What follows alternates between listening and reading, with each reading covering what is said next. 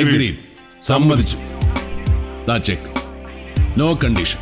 Sir പറയുന്ന വില, sir പറയുന്ന വ്യവസ്ഥ. അല്ല, എൻ്റെ മക്കള്. അതെ, അതും ചേർത്താ വില. എങ്ങനെ? അതല്ല, മതി. മക്കളോട് ചോദിച്ചിട്ട് മതി. മതി. പക്ഷേ താമസിപ്പിക്കരുത്. വില ഉറപ്പിച്ചോ?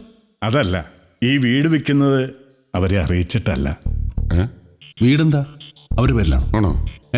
അല്ല, വീട് സ്ഥലമൊക്കെ എൻ്റെ പേര് തന്നെയാണ്. പക്ഷേ ഇത് അവർക്ക് വേണ്ടി വിൽക്കുവാണെന്ന് അറിഞ്ഞാൽ അവർ വിഷമിക്കും. ചിലപ്പോൾ അവരുടെ പഠിപ്പ് വരെ അവസാനിപ്പിച്ച് അവർ തിരിച്ചു വരും.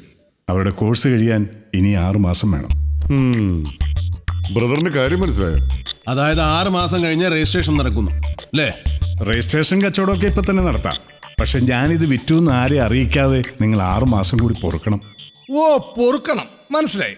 പണം തന്ന് രജിസ്ട്രേഷൻ കഴിഞ്ഞ് ഈ വീട് ഈ സാറുമാരുടെ പേരിലായാലും പിന്നെ ഒരു 6 മാസം കൂടി ചേട്ടനിവിടെ പൊറുക്കണമെന്ന്, ശരിയല്ലേ? എന്ന് പറഞ്ഞ് ഇവർക്ക് പൊറുക്കാൻ പറ്റുമോ? ഇവർക്ക് പൊറുക്കാൻ പറ്റിയില്ലെങ്കിൽ എനിക്ക് പൊറുക്കാനേ പറ്റില്ല. ചേട്ടാണെങ്കിൽ പൊറുക്കോ? പൊറുക്കോങ്കിൽ പൊറുക്കോന്ന് പറ. സാറിന്റെ മനസ്സിന്റെ മുറിവ് ഞങ്ങൾക്ക് മനസ്സിലാവും. അത് പൊറുപ്പിക്കാനും മരുന്നുണ്ട്. സാറ് പറ. സാറിന് ഇപ്പോൾ ആവശ്യമായ പണം വേണം. അതിന് വീട് വിൽക്കണം.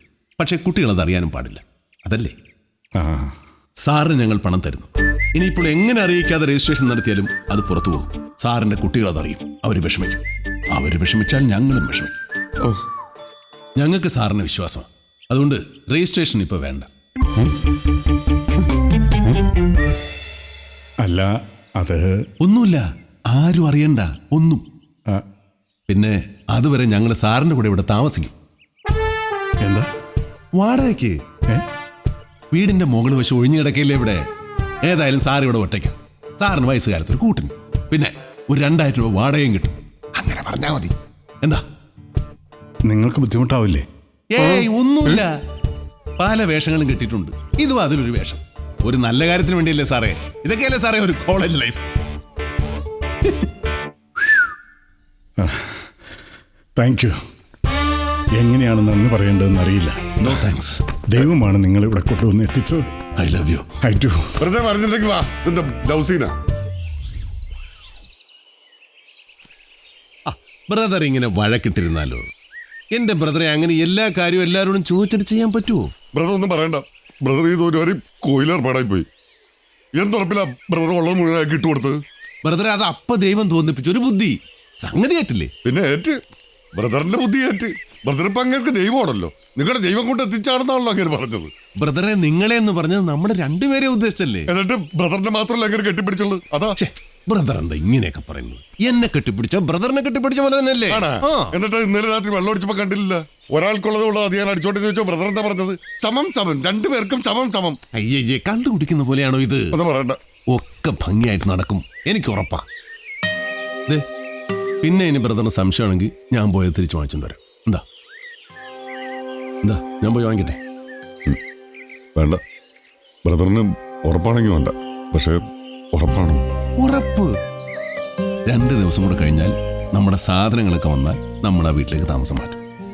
ജോൺ സാറിനോട് നമ്മുടെ മനസ്സിലിരിപ്പ് നമ്മൾ തുറന്നു പറയും.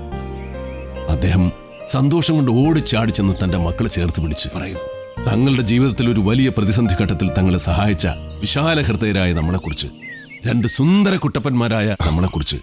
എന്താ സുന്ദര കുട്ടപ്പന്മാരായ? ഇഷ്ടായില്ലേ? ഓക്കെ. അവരുടെ മനസ്സ് അനുരാഗം കൊണ്ട് ബ്യൂട്ടിഫുൾ ആവുന്നു. അവർ അദ്ദേഹത്തോട് സമ്മതിക്കുന്നു. അത് കേട്ട് വണ്ടറടിച്ച് ജോൺ സാറ് അങ്ങനെ നമ്മളെ കാണാൻ വരും. വരുമല്ലോ ബ്രദറെ? വരും ബ്രദറെ. ഉറപ്പാണോ? ഉറപ്പ്. Coming soon. ഇവിടെ ഒരു പാട്ട് വേണ്ടായിരുന്നു ബ്രദറെ. ബ്രദറെ, നമുക്ക് ഈ കള്ളുകൂടി അങ്ങ് നിർത്തിയാലോ? അപ്പൊ നമ്മുടെ സ്വഭാവം ചെയ്തായി പോവില്ലേ? കുറച്ചാലോ? നമ്മുടെ പല ചീത്ത സ്വഭാവങ്ങൾ നിർത്തണം ബ്രദറെ. ഈ അടിയിടിയൊക്കെ. എന്നിട്ട് എന്തെങ്കിലും കൃഷി തുടങ്ങാം. എന്ത് കൃഷി? ജാതി കൃഷിയായാലോ? കുറേ ജാതികളുള്ള ഒരു തോട്ടം. ഏയ്, ജാതി ഒന്നേ പാടുള്ളൂ എന്നാ. എന്നാ വേറെ എന്തെങ്കിലും കൃഷി എന്താ? ശരിയാ, 1-2 നല്ല കൃഷികൾ ചെയ്യണം. ബ്രദറെ, ആ ജോൺ സാറ് നമ്മൾ ചതിക്കുവോ? ഏയ്, ആ കൊച്ചുങ്ങൾക്ക് നിങ്ങൾ ഇഷ്ടമാതെ വരുമോ? ഏയ് ഉറപ്പല്ലേ?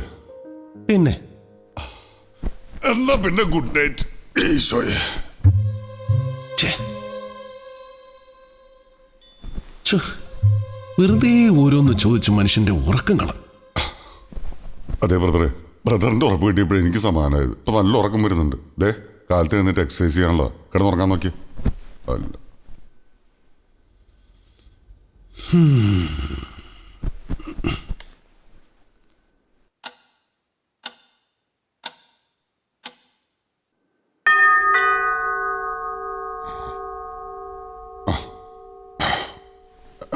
എത്ര പെട്ടെന്ന് നേരം വെളുത്ത.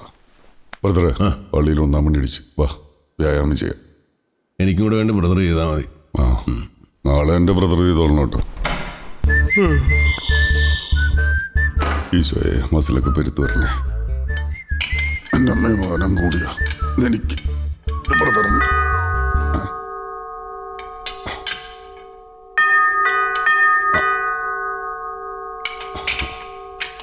ഏതുണ്ടി എളുപ്പം കാലത്ത്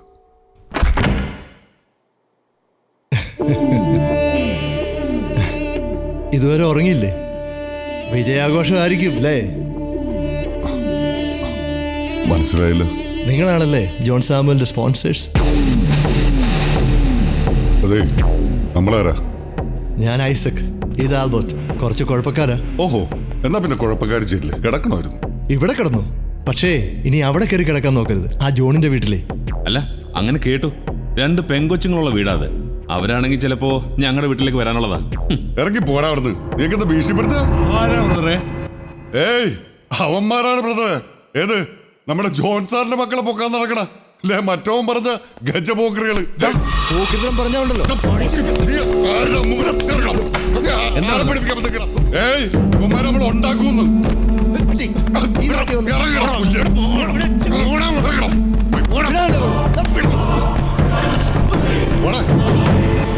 ഓടാ, പോയിക്കണം ഉറങ്ങും.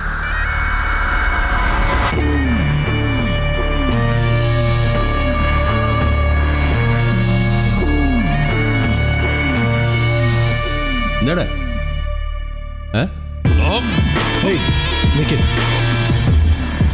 ഞാടെ ബ്രദറിനെ കണ്ടപ്പോ കണ്ണ് തള്ളിപ്പോയാ? ഇല്ലെങ്കിൽ ഞാൻ ഒറ്റയ്ക്കാണെന്ന് കരുതിയ. ഞാൻ ഒറ്റയ്ക്ക് മതിയാടാ. വേടാ. സോറി, അത് പേര്? ബ്രദറിന്റെ പേരാ രജനീകാന്ത്. സ്റ്റൈല് കണ്ടില്ലേ? ഓടാപ്പ പോടാപ്പ. ഓടാപ്പാ, ആളിലും കുടിച്ച് കണ്ണും കാണാൻ. ബ്രദർ വാ.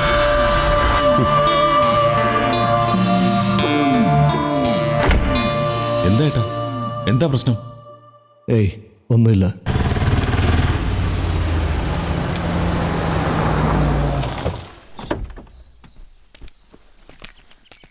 എന്താ സാറേ, വണ്ടി റിപ്പയറിംഗ് ആയോ? വണ്ടിയൊക്കെ കണ്ടീഷനാ, ഒരൊറ്റ കുഴപ്പമേ ഉള്ളൂ. സ്റ്റാർട്ട് ആകിയല്ല. ഓ, ഇതെന്താണോ വണ്ടിയില്? ഏയ്, അത്യാവശ്യം ഡ്രസ്സ് സാധനമൊക്കെ എത്തി സാറേ. ഇത് കുറെ ഉണ്ടല്ലോ. ഇതിന്റെ 4 ഇരട്ടി ഉണ്ടായിരുന്നു. ഒക്കെ പാവങ്ങൾ കൊടുത്തു ഫ്രീ ആയിട്ട്. ആഹാ, ഡൊണേഷന്. വാ വാ വാ.